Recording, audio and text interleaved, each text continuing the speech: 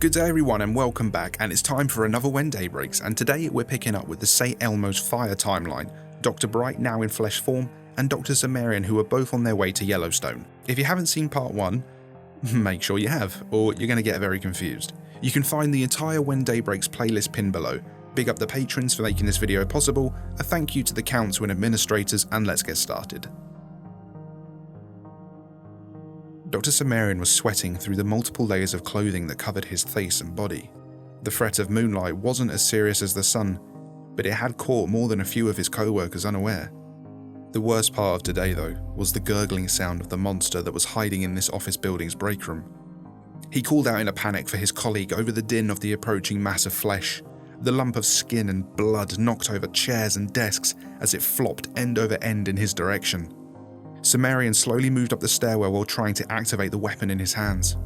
The flamethrower clicked and a gout of fuel sprayed out onto the creature, then a small spark ignited the flames. The flesh ball screeched and shriveled under the heat, slowly crackling into lifelessness. Cimmerian finally breathed again as he stepped back onto something spongy. He yelled and spun around, weapon raised, ready to engage another monster before it could take him. Calm down. A familiar, if unsettling voice answered back. It's me. Cimmerian managed to compose himself fairly quickly. Right. Could have used your help about 2 seconds earlier. Oh, sorry. And the flesh monster that sounded like Dr. Bright raised up into the night. I had to eat a bigger one floor up. So it's safe to say this place isn't going to be any good for us once done yet. I wouldn't say that. I think these lumps were the only ones around here. Did you find any food? Yeah, chips and stuff. Not a big selection. Should be enough to keep me going. You could eat the flesh. I'm not... Look, we talked about this. I'm not eating the flesh. Yeah, you say that now, but wait until we go a few days without finding any junk food. And we'll cross that bridge when we... Wait, hold up. Is that what you do? Well, I mean, if you're not going to eat it. The flesh monster that sounded like Dr. Bright reached a pseudopod out and grasped the charred but still smoking flesh lump at the bottom of the stairs. Suddenly, rows of teeth appeared along the seam that was producing Dr. Bright's voice. Then he began to eat. Dr. Cimmerian fought back, a rising feeling of nausea in his stomach as Dr. Bright ate the bag of burned flesh and blood. You know what? I'm not that hungry. We should find a place to settle in for the day. Mm-hmm. The creature stopped chewing for a moment.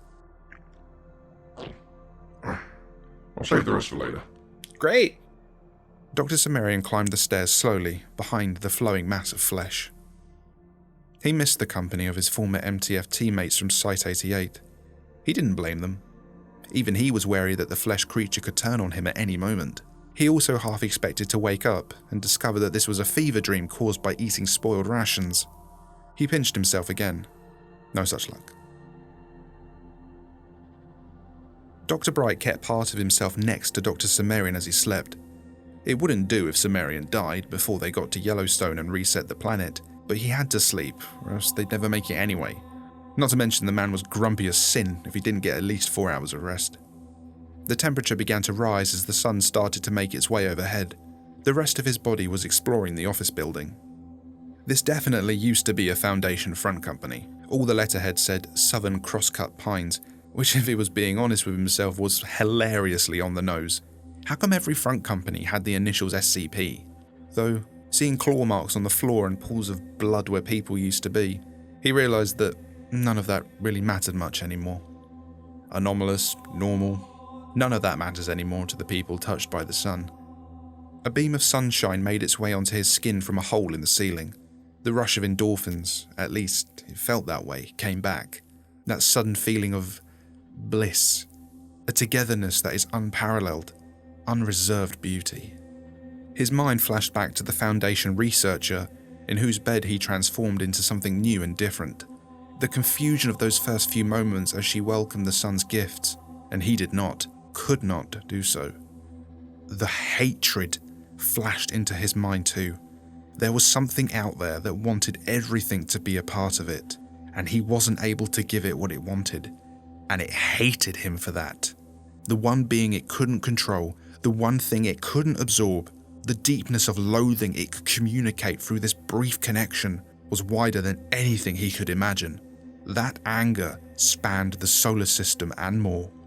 Then the clouds moved in and the sunbeam faded. Dr. Bright rolled his way through the rest of the building looking for anything that could help them.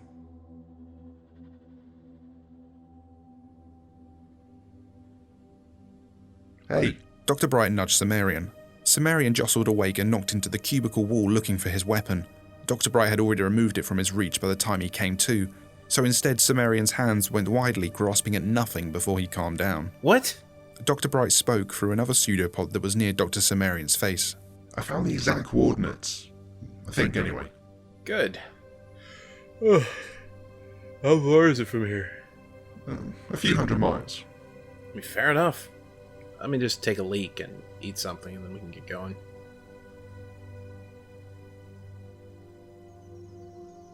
Dr. Cimmerian clocked their ride first and started to move quickly towards the vehicle by the shipping containers. Shotgun. You can't call... Actually, that's exactly what we did last time. Yeah, I know. I just wanted to say it.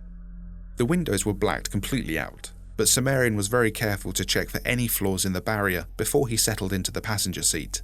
Nevertheless, he kept his gear on. He was not about to stake his life against the integrity of the windows.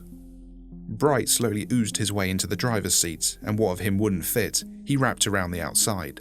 Numerous eye stalks popped up on the outside, and the fake body he formed inside turned the key, pressed the gas pedal, and began to shift into drive. Alright, let's get back on the road. Cimmerian hummed to himself at first during the silence of the trip, before finally getting bored. Hey, you mind if I check the radio? Nah, go ahead. I wouldn't bet on anything good, though. Yeah, I know. He started to turn the dial and all he heard was static. Then he caught the edge of a broadcast. He turned the dial back and it came in more clearly. Anyone listening to this, please, don't be afraid. There's no need for fear anymore. The bright, shining day has finally arrived. Go outside and see the beauty of the day. We will all be together now.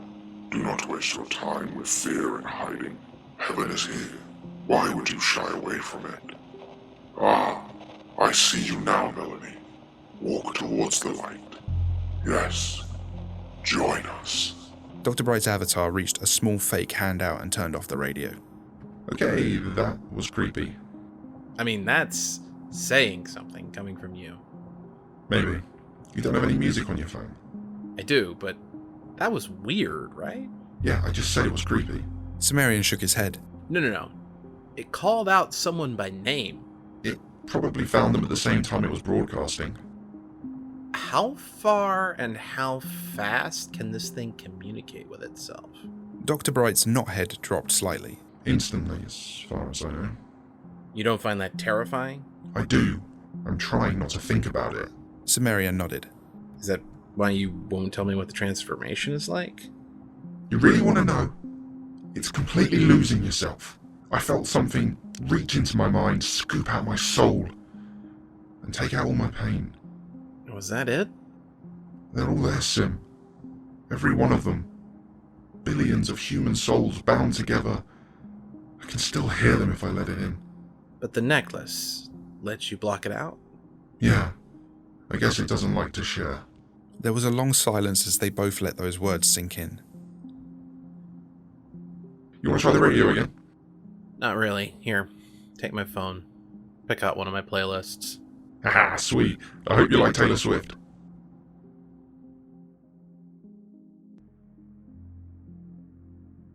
Hey, Sim. Hey, Sim. Wake up.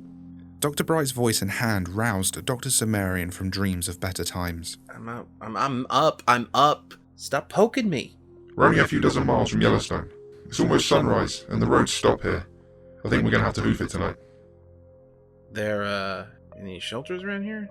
Yeah, we're at the ranger station. The Foundation security used it as a guard post for 2000. Perimeter guard, you know. They have a cellar inside. Looks like it's got some supplies too. Not just junk food. Cimmerian pulled his phone charger cable out of the vehicle's USB port, opened the door, and hopped out. The slightest bit of daylight was peeking over the horizon. Cimmerian tightened the scarves around his neck and walked briskly into the front door of the ranger station. The building was a wood cabin structure, though it looked more like it had been used for storage. Boxes and barrels of God knows what were stacked up all around. The lights and lamps were all dark, but Cimmerian pulled out his phone and turned on the light. Hey, Bright, where's the cellar? Bright oozed in through the front door, or at least as much of him as he could fit inside comfortably did. Over here. Cimmerian walked over and opened the heavy metal door and then stepped inside. This was no cellar. It was a bunker.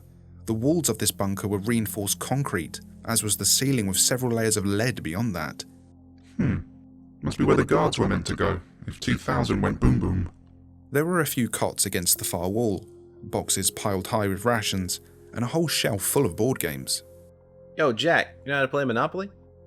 Can you play that with just 2 people? I don't see why not. Want to find how I'm probably wrong? The flesh lump that had poured itself down with him chuckled deeply. Yeah, that's always a good laugh.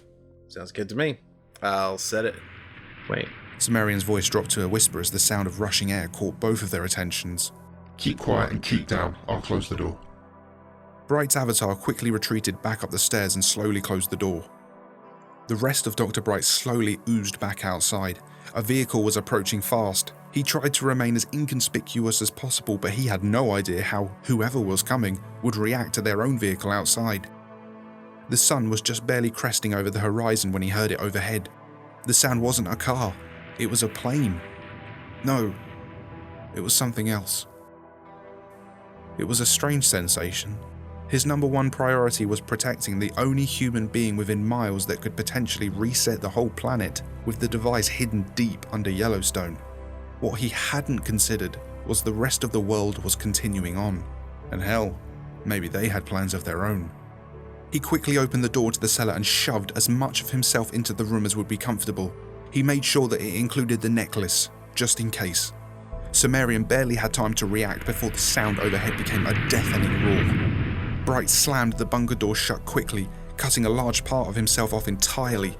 Inside, he quickly threw his fist against the lockdown button. Sim, get down! He shouted, throwing himself on top of Cimmerian.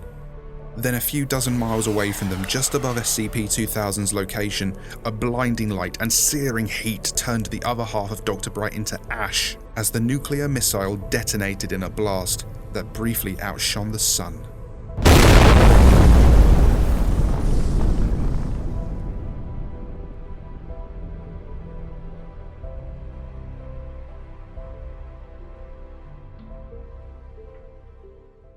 And that concludes part 2 of St. Elmo's Fire. We will continue this storyline a bit later in the year, but there will be more When Day Breaks in May. Make sure you like the video and subscribe to see more content, and thank you all for watching. Please consider joining the Patreon to help support me make more content. These videos take a heck of a lot of both time and effort to make. On that note, a massive thank you to all the amazing patrons who keep the channel going. And thank you to Rick Trexon, Generals Alert, Wings of a Meme, Big Mac, Ender, Nicholas, Number of the Yeast, Infinite Tune, Splendy the Tier God, The Lav, Razman, Guardian of Energy, Luna Wilson, Dolox890, Official XAT Tamashik. Big thanks to the council members, Arctoast, Kibara, Captain Core, Hunter Killer, Cat Clone, Tree, Lil Sub, Monarch, Kikarin, Gamma Storm, Deep Dark Pain, and your local fisherman. And huge thanks to the administrators, Viger, Kamana, Panzer, Techno Ninja, Sonic, GFHD, Manmana, and Andre Bechert. Thank you all for watching, I will see you all soon, and take care.